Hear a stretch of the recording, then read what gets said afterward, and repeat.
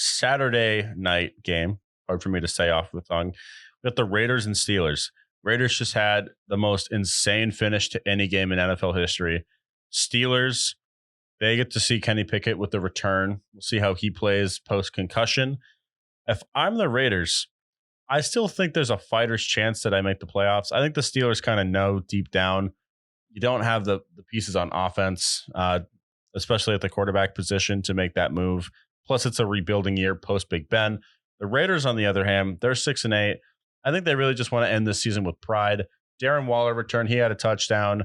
Devontae obviously is always a threat, and Josh Jacobs, who's fighting for the rushing title. Yeah. For somebody who's in a contract year.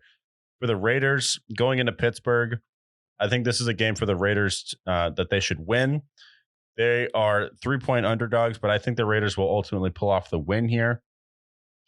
Played some pretty good football against the Pats. I like the Raiders winning this game. I'm going to have them winning 27-24.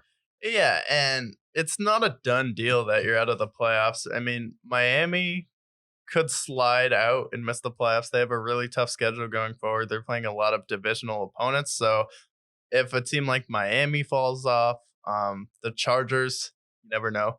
You really never know with the Chargers. And then Baltimore could lose the rest of their games too. So it's like there's still a fighting chance. They still believe they can make the playoffs. And then this is really a game. It's about the Steelers' offensive line is so bad that Max Crosby is just going to absolutely dominate them in this game.